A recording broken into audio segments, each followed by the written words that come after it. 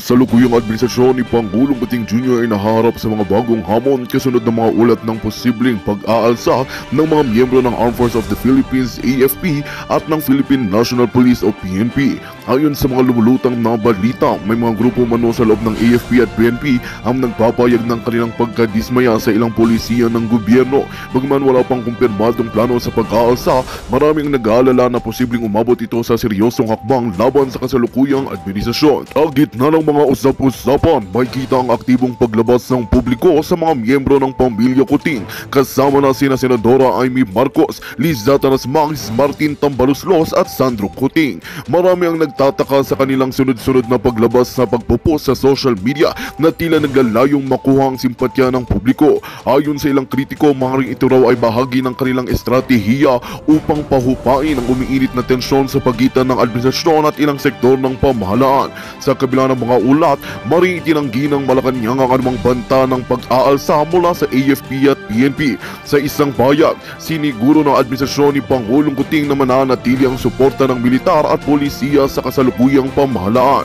Patuloy umano silang bukas sa mga constructive na diskusyon upang matugunan ang mga hinain at siguraduhin na ang kapayapaan at kaayusan sa bansa. At yan nga ang balitang ating pakakatutukan. Ngunit bagong lahat, siguraduhin mag-subscribe at i-hit ng notification bell para sa patuloy na pagtutok sa mga silap ng bagong balita sa tunay ng boses ng masa.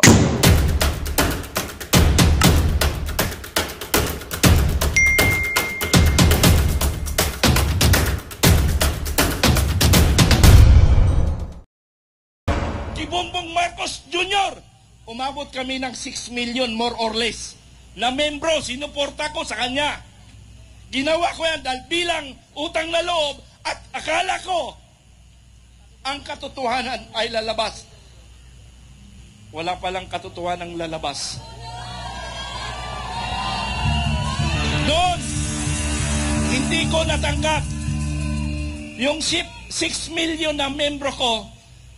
Hindi ko natatanggap yung sinasabi lang na budol. Pero but I considered that budol word na after 2 years, ito na nga yun. Nabudol nga talaga. 6 million na wala. Naghirap yung aking mga tao. Ako ang pinagmumura. Dahil ako ang nagkumbinsi sa kanila sa pagbabago. Wala palang pagbabagong makikita tayo ngayon. Abuso ang nangyayari sa ating bayan. Abuso. Ang grupo namin, inaasahan namin, yung 6 million na grupo ko na buong Pilipinas na magtatayo kami ng kooperatiba at lalagyan ng pondo. Ang iba nagsanla ng bahay, ang iba kung ano pa ang ginawa ng utang. Sabi nung isang commander ko sa Bisaya, sabi niya, sir, nagbago ng buhay ko. Agad! Nagbago ng buhay ko. Akala ko nga nagbago nga ang buhay nila kasi naghirap na siya. Dahil nga sa pangako. Ang kausap ko dito, para malaman nyo, before the election, si Mr. Martin Araneta. Sumunod, ang kausap ko na dito na nakaupo, yung hindi pala natin kababayan yun, kasalingpusa lang sa Mindanao, si Secretary Lagdamio. Yan ang mga kausap ko. Lumipas ng panahon, April 9, yung masaklap. April 9, mga kaibigan. Kami ni Captain Dado. Sino nakakilala kay Captain Dado? Oh, sino nakakilala kay Captain Dado? Bakit ako hindi nyo kilala? Ha? Kilala nyo ako? Kilala nyo ako? Oh, kasi matagal nyo na akong hinahamon na pumunta dito. Sabi ko, kailangan pag pumunta ako, maraming tao. Paparami na ang tao. Hinamon ako sa aking vlog. Ang dami ng murang hinamon, bakit hindi ako pupunta? Ako ang pinauna ni Captain Dado. Dito, kung kilala nyo na si Captain Dado, ang unang sumigaw na Marcos resign sa military, retired. At pangatlo ako, after General Macanas. Kilala niyo si General Macanas? Okay. Pangatlo ako, tatlo kaming MUP vloggers. Ano MUP? Men in Uniform Personnel. Ano po, yung grupo namin. Bakit ako lumitaw? May utang na loob ako sa Marcos. Kaya ako nagsalita sa harapan ng Pilipino dahil hindi ko na nakakayanan ang nangyayari sa Davao. Na kung saan, tatlo na lang kaming magkakapatid na natitira. Ang dalawa kong kapatid nasa Tagum City at ang aking mga pinsan nasa Davao. Tinatanong ko anong nangyayari. Sabi niya, sir, pinsan, mukhang dito yata sa Mindanao ang pagmumulan na magiging problema ng ating bansa. Ang sagot ko naman sa kanya, hindi natin maiwasan yan kung totoo talagang darating tayo dyan. Ang ating Panginoon ang magbibigay ng katotohanan na ang Mindanao, sa Mindanao, sana wag magmumula ang ating problema. Sana magkakaintindihan tayo. Pero sa nakikita ko ngayon, nangyayari sa KOGC. Biruin nyo, isa lang yung hinahanap, ang daming pulis. Ang daming pulis na pumupunta. Narinig nyo ba sa panawagan ni Supremo, panawagan ni Supremo ni Captain Dado, disband the Philippine National Police? Payag ba kayo? Payag! I-reform natin ang Philippine National Police doon sa mga involved, especially involved doon sa pagpasok sa KOGC. Mali yung ginagawa. At may narinig ako ngayon na maraming kapulisan nag-uusap-usap na sila. Saan ba tayo? Sa katotohanan ba? Sa kabutihan? Kasamaan! Saan ba tayo? Sabi nila. Saan sila? Dapat sa kabutihan tayo. Hindi na tama. Para bang ang tingin sa atin, para bang wala na tayong silbi na isang mamayang Pilipino. Tingnan nyo ang sitwasyon. Isang sibilyan, kinakausap ang pulis, nakaganon lang pulis. Para bang walang kwinta tayo para sa kanila. Pero ang sinasabi ko nito, mga kaibigan, tungkol lang ito sa mga involved na pulis na hindi alam yung tama't mali. Commander ka, hindi mo alam ang tama't mali. Okay, alam nyo ba si General Torre, Si General Torre, alam nyo ba? Mga kasama? Nakita nyo na ba? Nakita nyo na ba na mayroong siyang persona non grata? May alam ba kayo? Persona non grata? Saan? Narinig mo ako? Mayroong persona non grata, si Dan Colonel Nelson ba pangalan? Torre, hindi nakalimutan, Noel Nelson. Mayroon siyang persona non grata sa Calbayog City. Ayaw nilang papasukin si Dan Colonel Torre dahil palpak na commander. Palpak na commander. Biruin mo. Commander ka? Commander ka? Commander ka? Gagawan ka ng persona non grata. Akala ko sa ibang tao lang nangyayari. Sa kay General Torre nangyari sa kanya persona non grata. Andyan, tingnan nyo sa Facebook ko. Advertisement lang muna Manood kayo ng Makabayan and Informative Channel. Ako po yun. Ako po yun. At kayong mga Pilipino, kung nasaan man lugar kayo, sulok ng Pilipinas, mayroon akong mga commander.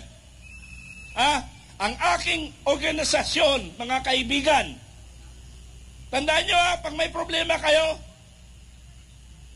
Ang aking organisasyon, mayroon akong regional commander, fill up ko na yung regional commander, mayroon akong provincial commander, sa city municipal, medyo nasa 40% pa lang kami, mayroon rin kaming mga barangay commander. So lahat ng sulok ng Pilipinas, mayroon akong mga miyembro na Filipino Guerrilla Forces. Bakit saan yan? Bakit anong purpose ko yan? Ang purpose ko kasi, nalaman nyo naman, ang West Philippine Sea, nagkagulo. Baka sakali pumutok ang gera. Ano ang ginagawa ng ating mga congressman, senador o gobyerno? Anong inaatupag nila? Alam nyo ba kung anong inaatupag nila? Ha? Anong ginagawa? Senate inquiry? Congress inquiry? Pag nagtatanong sila ng korupsyon, akala mo ang titino nila. Puro sila magnanakaw. Tama! Magnanakaw! Magnanakaw! Magnanakaw! Magnanakaw!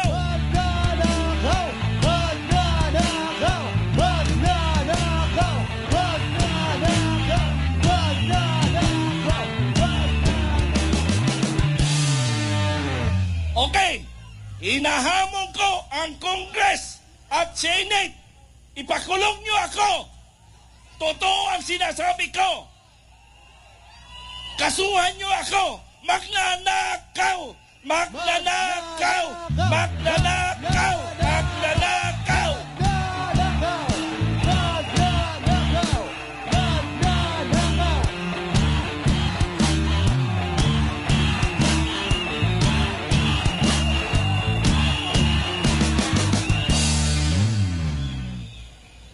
Ang gusto ko lang kasing mangyari, mga kababayan ko, kung mag-iimbestiga kayo o magkaroon kayo ng Congress hearing o Congress inquiry, Senate inquiry, sana mayroon naman kayong personality, may kredibilidad kayo mag-imbestiga sana. Wala namang kredibilidad sila. SOP number 10. Ano ba yung SOP number 10? Resolution number 10. Ano yon? Wala silang COA inspection certification lang. Liquidation by certification lang sila. Ha? So ibig sabihin, wala silang kredibilidad magsalita para mag-imbestiga sa korupsyon dahil sila magnanakaw. Magnanakaw. Magnanakaw. Magnanakaw!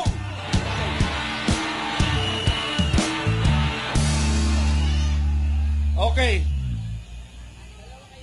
Ubos na ang pera ng bayan. Pag nagkataon, maubos ang kaban ng bayan, mapaparis tayo sa bansang ano? Myanmar. Naghihirap ng Myanmar, naubos na dahil sa puro pagnanakaw. Ano? Gusto ko, sana pag umikot ang mundo, umikot ang panahon na mawala ang ating nakaupong Pangulong ngayon. Sana tayong lahat, laban sa magnanakaw!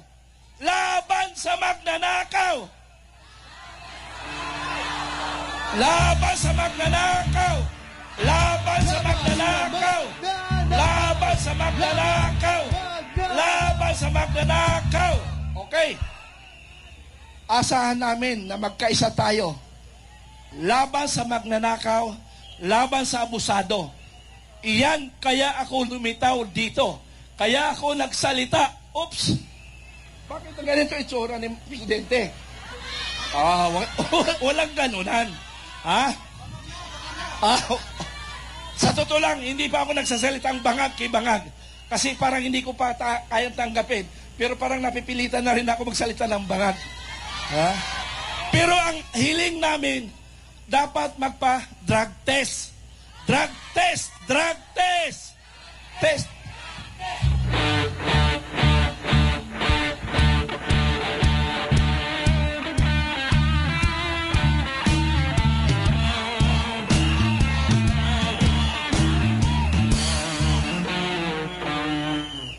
Hihiling natin yon para malaman natin kung talagang talagang huminto na siya sa pagdodroga.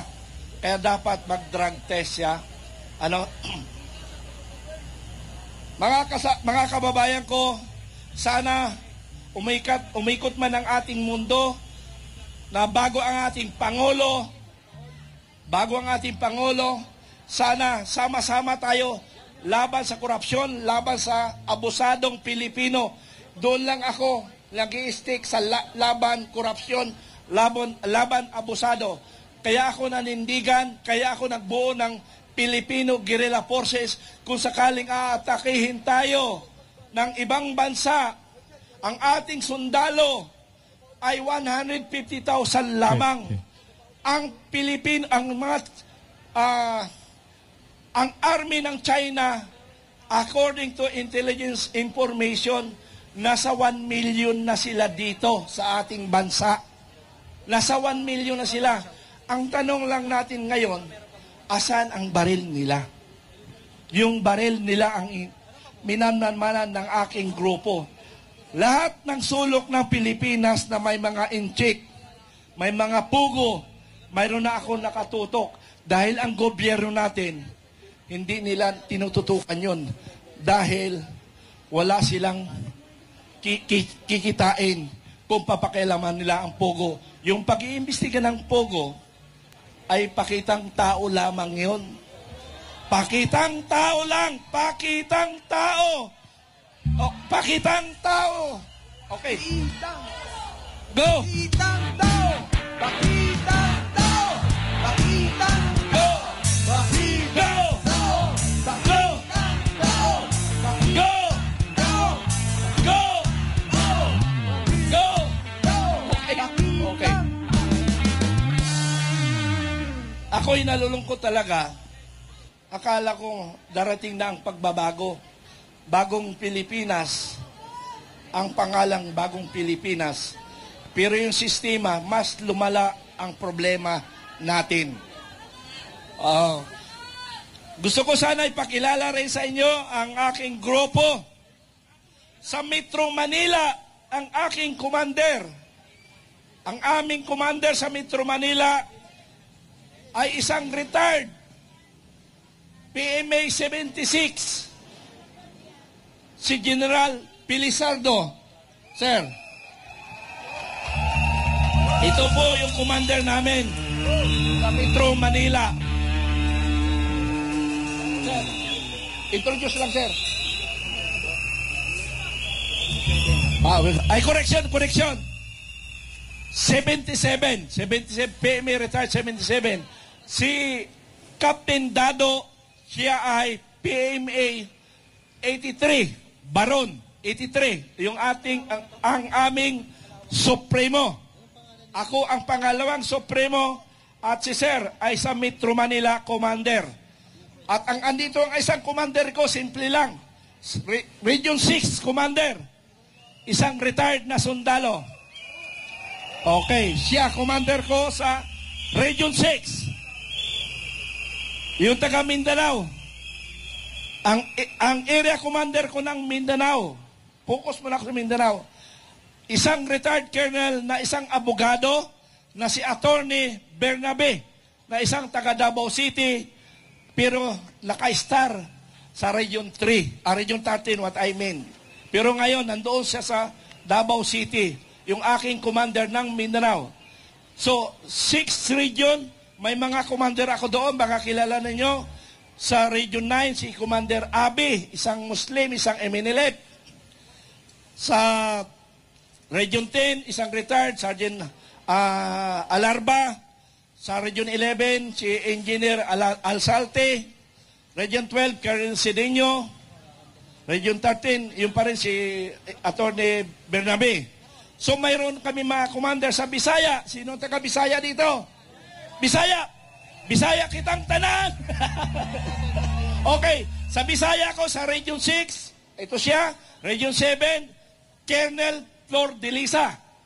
Isang retired general, isang ranger. Region 8, isang abogado, police major. Major Godis sa Region 8. Okay, Region 1, isang civilian, si Roy De La Cruz. Sa CAR, si Colonel Bayog. Sa Region 2, si Julio Baison. Region 3, Colonel Rodi Lopez. Region 4A, Major Sabiron. Sa Region 4B, Colonel Pipit. Bicol, Colonel Noe Magno, at ang Southern Luzon Commander ko ay si Colonel Romy Satparan. So yan lahat ng area, may mga tao kami. In time of war, patalastas muna ako. In time of war, kung sakaling magkagera tayo, wag naman sana. Pero paano kung mangyari? Alam nyo ba ang gagawin nyo? Pag nagkagera? Hindi nyo alam, di ba? Wala kayong ginagawa eh. Hindi kayo nagtatanong sa mga lolo nyo eh. Di ba sa panahon ng gera, walang pinipili, babae man o lalaki, bata man o matanda. Pag alam nila magiging kalaban ka, papatayin ka na lang nila. So mas magandang mamatay nang lumalaban. Laban tayo, laban! Laban Pilipino! Laban Pilipino! Laban kasama ang bayan! Laban Pilipino! Bayan! Laban Pilipino! Ang bayan! Laban kasama ang bayan! Laban kasama ang bayan! Kasama ang bayan! Okay. So ganon. Patalastas muna ako para maiba naman yung ating pandinig sa tainga. Iba pandinig sa tainga. Paghahandaan lang natin ito mga kaibigan. Kung sakali pumutok ang gera, ang ating sundalo, wala pang utos ang presidente. Pero marami ng mga foreigners, allied forces. Ilan na yung allied forces na rito sa loob ng Pilipinas? More or less 40,000. Ang dami na nila. Anong gagawin nila sa Pilipinas? Allied forces. Pag sinabing allied forces, hindi lang Amerikano. May Hapon, may ibang mga bansa, Australia. Nandito sila sa Pilipinas. Sabi nga ng mga expert, proxy war ang Pilipinas. Proxy. Tayo ang magiging basihan para maggira ang buong mundo. Tayo ang gagamitin nila. So yan yung problema natin kung sakaling pumutok ang gera sa Pilipinas. So anong gagawin natin kung sakaling pumutok? Hindi nyo alam ang gagawin. So, ang gagawin nyo lang mga kababayan ko Pilipino, sa lahat sa sulok man ng Pilipinas, ang FGF, bawat sulok ng Pilipinas, mayroon tayo commander. Doon lang kayo pupunta sa mga commander, ano ba ang gagawin natin? Tinuruan na namin sila paano ang gagawin ninyo. Ganun lang. Ayaw natin ng gera, paano kung nangyari? Hindi nyo nga alam. Wala kayong kaalaman. Salamat tayo sa mga kababayan natin na may alam sa gera. Yung walang alam. Yung walang alam. Paano yun? So ganito, maiksi ko lang kwento, Sa mga barangay, magbuo na kayo ng mga grupo nyo. Isang pamilya, magkamag-anak, 10 kayo, 10, grupo-grupo. Tapos may lilitaw na commander ng Filipino Guerrilla Forces, FGF. Doon kayo lumapit sa kanila kasi may instruction na kami sa kanila ano ang gagawin. Ang gagawin lang natin, bantayan ang ating pamilya, babantayan lang natin ang barangay. Yun ang mission natin. Family in barangay. Once pinoprotektahan natin ang barangay, buong Pilipinas na yun na protektahan natin. Bakit? Yung armed forces, 4 na deployment lang yan sila. 4 na grupo. Kung 4 na grupo, ibig sabihin, hindi kayo masasakop na bababantayan. Diba? For example, isang grupo Mindanao, isang grupo Bisaya, 2 grupo sa Luzon. Paano na yung mga nasa barangay? Pero, oras ng putukan, hindi ko sinasabi na mangyayari, pero alert lang tayo. pag pumutok ang gera, umalis na kayo ng Metro Manila. Umalis na kayo ng Metro Manila. Oh, doon tayo magkita-kita sa Sierra Madre. Kasi maraming pagkain doon. Dito wala kayong makakain. Huwag kayo magkuhan dito kasi sa loob ng 6 na buwan, walang nang makakain dito sa Kwan. Sa Metro Manila, ang problema lang, puro dito ang bagsak ng mga missile. Oo, kasi ang purpose kasi ng gera, pababagsakin ang ekonomiya. Pag bumagsak ang ekonomiya, wala na tayong panggastos, suko na tayo. Payag ba tayo? Suko tayo? Hindi! Suko ba tayo? Hindi! Suko ba tayo? Hindi! Laban! Laban! Laban kasama ang bayan! Laban! Kasama ang bayan! Laban kasama ang bayan! Laban kasama ang bayan! Laban kasama ang bayan! Laban kasama ang bayan! Laban!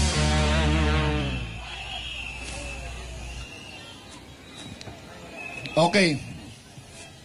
So, mga kaibigan, nagsalita ako sa totoo lang para sa laban sa korupsyon at saka laban abuso. Yun lang po ang objective ko. Paano maalis ang korupsyon? Paano maalis ang abuso? Paano? Pakisagot, paano maalis ang korupsyon? Paano maalis ang abuso? Palitan! Marcos resign! Marcos resign! Marcos resign! Marcos resign! Marcos resign! Marcos resign! Marcos resign! Marcos resign! Pangkat! Marcos resign! Pangkat! Marcos resign! Marcos resign! Marcos resign! Sasamantalahin ko ang oras na ito. Baka bukas, hindi na ako makapagsalita dito. Nasa kulungan na ako. Kaya ba ako ilaban? Kaya ilaban ako? Laban kasama ang bayan! Laban kasama ang bayan! Laban kasama ang bayan! Laban kasama ang bayan! Kasama ang bayan! Kasama ang bayan! Hinahamon ko ang Kongres at Senado. Manahimik na kayo. Manahimik kayo. Wala na kayong ginawa. Wala kayong ginawa sa kabutihan ng mamamayang Pilipino. Yes! Congress! Congress! Pag nagkataon, nagbago ang panahon. Ang panahon. Nagbago ang panahon. Kami ang sisingil, ang taong bayan, ang maniningil sa Congress at Senado. Kaya natin? Yes! Kaya! Kaya! Kaya! Taong bayan, kaya! Laban! Laban! Laban! Laban! Kasama ang bayan! Laban! Kasama ang bayan! Laban! Kasama ang bayan! Laban! Kasama ang bayan! Laban!